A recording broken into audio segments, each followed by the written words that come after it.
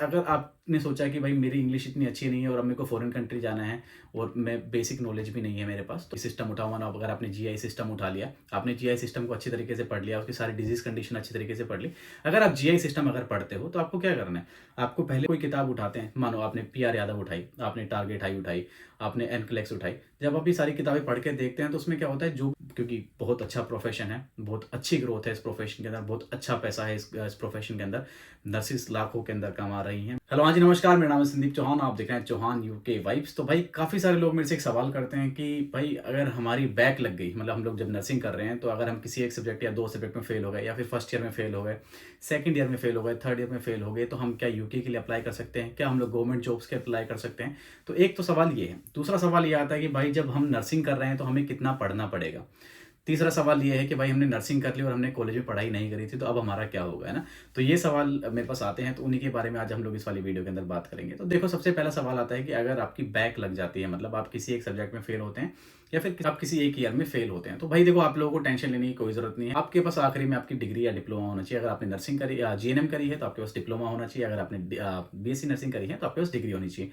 अगर आपके पास डिप्लोमा या डिग्री है तो आप कहीं पे भी अप्लाई कर सकते हैं, चाहे आप गवर्नमेंट में अप्लाई कर सकते हैं, चाहे आप फॉरेन कंट्रीज के अंदर अप्लाई कर सकते हैं। तो बैक का कोई भी इशू नहीं है। दूसरा सवाल आता है कि भाई हम पढ़ाई नहीं कर रहे हैं, या फिर हमें कितनी पढ़ाई करनी पड़ेगी, हमारी जो थ्रू आउट जब हम लोग बीएससी नर्सिंग या फिर जीएनएम करते हैं तो उस वक्त हमको कितने घंटे पढ़ना चाहिए। तो मैं सभी लोगों को एक चीज़ बताऊंगा कि जब भी आप अपनी बीएससी नर्सिंग कर रहे हैं या फिर जीएनएम कर रहे हैं तो प्लीज़ मेक श्योर कि आप अपने जो सब्जेक्ट्स हैं उनसे फैमिलियर रहें। देखो, फर्स्ट ईयर के अंदर आपको बेसिक चीज़ें बताई जाती हैं, जैसे एनाटॉमी फिजियोलॉजी बताई जाती है। सेकंड ईयर के अलग सब्जेक्ट होते हैं, थर्ड ईयर के अलग होते हैं, फोर्थ ईयर के अलग होते हैं। तो अगर आपके पास बेसिक इन्फॉर्मेशन है इन सभी सब्जेक्ट्स के बारे में, तो उसका बेनिफिट क्या होगा? इसका बेनिफिट ये होगा, जब भी आप पास आउट होंगे आपके कॉलेज से, तो अभी आपके पास सारी चीज़ों की इन्फॉर्मेशन है, आपने अच्छे से पढ़ाई करी है, तो अब आपको कंपटीशन एग्जाम के लिए इतनी मेहनत नहीं करनी पड़ेगी।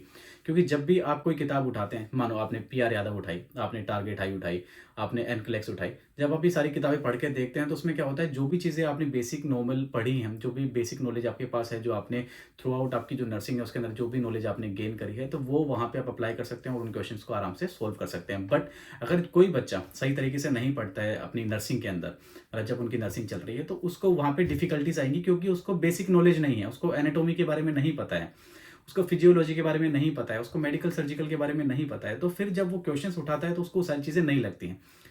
तो क्या करना पड़ेगा उसको, उस बच्चे को वहां से बेसिक से सारी की सारी पढ़ाई करनी पड़ेगी, सारी चीजें समझनी पड़ेगी, तभी जाके उनका कंपटीशन क्रैक होता है।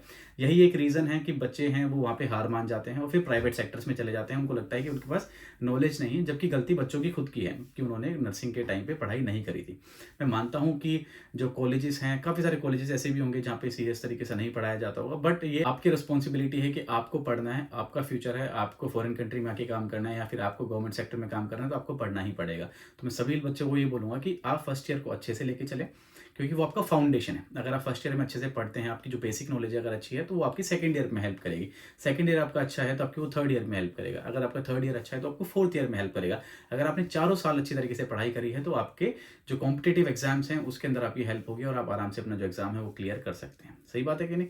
मीन वाइल जब भी आपकी नर्सिंग चल रही है तो आपको एक चीज़ ज़रूर ध्यान रखनी है, वहाँ पे आपको अपनी पर्सनैलिटी के ऊपर काम करना है, पर्सनैलिटी डेवलपमेंट के ऊपर काम करना है और आपकी इंग्लिश के ऊपर काम करना है। अगर आपकी इंग्लिश अच्छी है, मतलब देखो, अगर आपने सारी चीज़ें अच्छी तरीके से पढ़ी हैं, आपकी जो बेसिक नर्सिंग की नॉलेज आपने ली है और आपका जो एम है वो कॉम्पिटिटिव एग्जाम क्लियर करके इंडियन गवर्नमेंट में जाना है, तो भी अगर आप इंग्लिश पढ़ते हैं तो वहाँ पे भी एक अच्छे स्टैंडर्ड पे आप रहेंगे।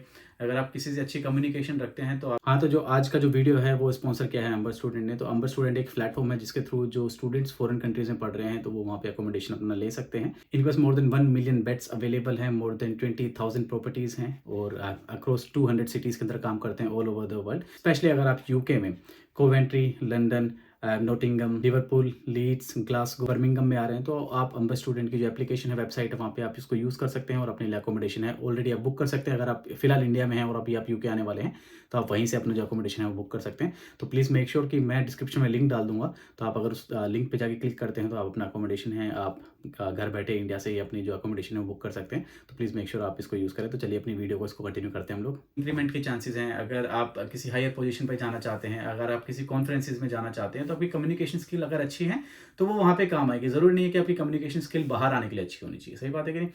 तो फर्स्ट ईयर से ही जो भी बच्चे बोलते हैं कि सर हमारी इंग्लिश कमज़ोर है, हम क्या करें क्या नहीं है, तो फर्स्ट ईयर से ही अपनी जो इंग्लिश है, आपकी जो पर्सनैलिटी डेवलपमेंट है, आपकी जो बेसिक फंडामेंटल जो नॉलेज है नर्सिंग को लेके, उन सब के ऊपर काम करना स्टार्ट करें। अगर आप फर्स्ट ईयर से अपनी इंग्लिश के ऊपर काम करना स्टार्ट करेंगे, मानो आपने बुक्स पढ़नी स्टार्ट कर दी, आपने आपने इंग्लिश सुनना स्टार्ट कर दिया, इंग्लिश सॉन्ग सुनना स्टार्ट कर दिया, सारी चीज़ें स्टार्ट कर दी, तो at the end of the fourth year, right, तो आपके पास सारी बेसिक नॉलेज होगी आपकी नर्सिंग से रिलेटेड भी, और आपके पास एक अच्छी इंग्लिश के ऊपर कमांड भी होगी, आपकी कम्युनिकेशन स्किल्स भी अच्छी होंगी। जैसे ही आप पास आउट होंगे तो अब आपके पास दो ऑप्शन है। आपने अच्छी तरीके से पढ़ाई करी है तो आपके पास कॉम्पिटिटिव एग्जाम्स का भी है, जो कि आपके पास प्लस पॉइंट है क्योंकि आपके पास बेसिक नॉलेज है। अगर आपकी इंग्लिश और पर्सनैलिटी डेवलपमेंट काफ़ी अच्छा है तो आपके पास बाहर जाने का भी ऑप्शन है। तो आप अपनी ओईटी एग्जाम क्लियर कर सकते हैं, पीटी एग्जाम क्लियर कर सकते हैं, आप आईएलटीएस एग्जाम भी क्लियर कर सकते हैं, क्योंकि आपने अपना फाउंडेशन बनाया है इन 4 साल में, अगर आप लोग सीरियस हैं। दूसरी चीज़ आती है कि जो बच्चे हार मान जाते हैं 4 साल के बाद कि भाई मैंने 4 साल पढ़ाई नहीं करी, कुछ रीजंस थे, कुछ कॉलेजेस थे, कुछ कॉलेज के रीज़न थे, कुछ आपके रीज़न थे कि हाँ मेरी पढ़ाई नहीं हो पाई या फिर मैं पढ़ाई नहीं कर पाया, तो उन बच्चों के लिए क्या है? देखो, अगर आपने पढ़ाई नहीं भी करी तो सबसे मोटिवेशन वाली चीज़ बताता हूँ कि मेरे कॉलेज के अंदर या फिर मेरी क्लास के अंदर भी मैं बताऊँ, तो जो बच्चे नहीं पढ़ते थे, मतलब जैसे कि जो बच्चे नहीं पढ़ते थे तो समझ जाओ आप, तो वो आज सक्सेसफुल है ना? और जो बच्चे पढ़ते थे वो भी सक्सेसफुल है, ऐसी बात नहीं है। बट जो हमारे क्लास के अंदर जिस बच्चे की नौकरी लगी थी या फिर जिसकी सरकारी नौकरी लगी थी या फिर कोई फॉरेन कंट्री भी गया है, तो वही बच्चा गया है जो पढ़ाई में अच्छा नहीं था, है ना? तो ऐसा ज़रूरी नहीं है कि अगर आपने 4 साल पढ़ाई नहीं करी तो आपके पास कोई स्कोप नहीं है। मेन चीज़ आती है आपके हार्ड वर्क के बाद, हार्ड वर्क के ऊपर। अगर आपने पढ़ाई अच्छी तरीके से नहीं करी है और आप 4 साल के बाद अगर आपने अपनी लाइफ को सीरियस लिया, मानो आपकी बीएससी नर्सिंग 4 साल के अंदर कंप्लीट हो गई और आपने सोचा कि नहीं, अब मेरे को मेरी लाइफ चेंज करनी है, मुझे कुछ भी करके पढ़ना है क्योंकि मैंने 4 साल पढ़ाई नहीं करी सही तरीके से। तो अगर आप उस चीज़ को सीरियस लेते हैं, अगर आप उस चीज़ को ये मान के चलते हैं कि नहीं मुझे करना ही है, तो आपकी इंग्लिश भी सुधर जाएगी, आपकी जो एकेडमिक्स है वो भी सुधर जाएगी और आप अपना जो एग्ज़ाम है वो आराम से क्लियर कर लेंगे। काफ़ी सारे ऐसे बच्चे भी हैं जिन्होंने जो कॉम्पिटिटिव एग्ज़ाम है वो भी क्लियर कर लिया और ओईटी एग्ज़ाम भी क्लियर कर लिया और बाहर आके बैठ के अपना नौकरी भी कर रहे हैं ना। तो आप लोग भी इस चीज़ को ध्यान रखें कि अगर बाई चांस अगर आपने अच्छे से पढ़ाई नहीं करी है कॉलेज में, आपको कोई गाइड करने वाला नहीं था कॉलेज के अंदर, और फिर बाद में आपको ये पता चला कि यार नहीं, प्राइवेट में इतना फ़ायदा नहीं है, मैंने प्राइवेट भी करके देख लिया, सारी चीज़ें करके देख ली, अब मुझे क्या करना चाहिए?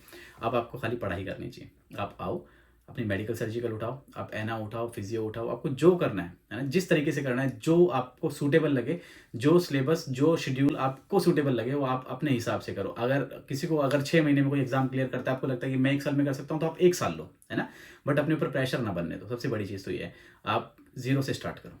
आप सारी चीज़ें उठाओ। अगर आपको कॉम्पिटिटिव एग्जाम्स की प्रिपरेशन करनी है, अगर आपको इंडियन गवर्नमेंट में लगना है, तो आप सारी बुक्स उठाओ, लास्ट ईयर के क्वेश्चन पेपर पढ़ो। आपके पास कितने कॉम्पिटिटिव बुक्स हैं? आपके पास पीआर यादव है, आपके पास जो टारगेट हाई है, अगर आपके पास एनक्लेक्स है, सारी किताबें उठाओ, उनके क्वेश्चन सॉल्व करना स्टार्ट करो। आप एक कोई भी सिस्टम उठाओ, मानो अगर आपने जीआई सिस्टम उठा लिया, आपने जीआई सिस्टम को अच्छी तरीके से पढ़ लिया, उसकी सारी डिजीज कंडीशन अच्छी तरीके से पढ़ ली। अगर आप जीआई सिस्टम अगर पढ़ते हो तो आपको क्या करना है? आपको पहले उसकी एनाटॉमी पढ़नी है, फिजियोलॉजी पढ़नी है, उसके बाद ही आपको डिजीज कंडीशन के ऊपर जाना है। मतलब स्टेप वाइज सारी चीज़ें होती हैं। मानता हूँ ये सारी चीज़ें लेंथी होंगी, है ना? बट अगर आप इस तरीके से पढ़ते हैं तो आपको कुछ भी ऐसा टॉपिक नहीं है जो बचेगा, और ऐसा कुछ भी नहीं होगा कि जो आउट ऑफ टेक्स्ट आपके पास ऐसा कोई क्वेश्चन आ जाएगा एग्जाम के अंदर। अगर आपने एना पढ़ ली, आपने फिजियो पढ़ ली और आपने मेडिकल सर्जिकल पढ़ ली, तो मतलब वो सारी चीज़ें वहाँ पे कवर है कि नहीं? आपने ये सारी चीज़ें पढ़ ली, उसके बाद आपको क्या करना है? आपको जितनी भी बुक्स हैं, लगभग बुक्स के अंदर सेम क्वेश्चंस ही होते हैं। आपको सारे क्वेश्चंस उठाने हैं, उनको सोल्व करना है। जब उन क्वेश्चंस को आप सोल्व कर लेंगे, अब आपके पास ऐसा कोई भी सवाल नहीं है जो आपने सोल्व नहीं किया है। तो एक तरीके से वो पैकेज है। आपने खुद के नोट्स बनाए जीआई सिस्टम के, जिसके अंदर आपने सारे के सारे एनाटॉमी कवर कर ली, फिजियोलॉजी कवर कर ली, आपने पूरी की पूरी मेडिकल सर्जिकल कवर कर ली और साथ में आपने क्वेश्चन सोल्व कर लिया। अब इसके बाहर क्या आएगा एग्जाम के अंदर, है ना? तो आप जीरो से स्टार्ट करें, एक एक सिस्टम करके उठाएं। तो उस तरीके से अगर आप पढ़ते हैं तो आपका जो कॉम्पिटेटिव एग्जाम है मेरे हिसाब से इतना हार्ड नहीं है, क्रैक करना बहुत ईजी है। मैंने खुद भी प्रिपरेशन करी है कि नहीं? तो एक तो ये चीज़ है। दूसरी चीज़, अगर आपने सोचा कि भाई मेरी इंग्लिश इतनी अच्छी नहीं है और अब मेरे को फॉरेन कंट्री जाना है और मैं बेसिक नॉलेज भी नहीं है मेरे पास, तो आपको क्या करना है? जिस दिन आप पास आउट होते हैं या फिर जिस दिन आपको अकल आती है कि भाई मेरे को करना है, मेरी फैमिली के लिए कुछ करना है या फिर मेरे लिए कुछ करना है, उस दिन से ही आप अपनी प्रिपरेशन स्टार्ट कर दें इंग्लिश की। इसमें भी ज़्यादा टाइम नहीं लगेगा। कुछ लोग ऐसे भी हैं जिन्होंने 1.5 महीने के अंदर ही अपनी ओईटी की प्रिपरेशन करके और वो फॉरेन कंट्री में आके काम कर रहे हैं। तो हाँ, आप लोग भी कर सकते हो, इसमें कोई दिक्कत नहीं है। तो प्लीज़ मेक श्योर कि आप लोग अपनी पढ़ाई के ऊपर ध्यान दो, अगर उस वक्त नहीं दिया है। तो मैंने आपको 3 चीज़ें बताई हैं। आप कोई भी चीज़ चूज़ कर सकते हैं। अगर आपने नर्सिंग स्टार्ट कर दी है तो आपको कैसे करना है, अगर आप नर्सिंग से पास आउट हो चुके हैं तो कैसे करना है, और थ्रू आउट द नर्सिंग आपको इंग्लिश और जो आपकी कॉम्पिटिटिव एग्जाम्स की प्रिपरेशन करनी है तो वो कैसे करनी है ना।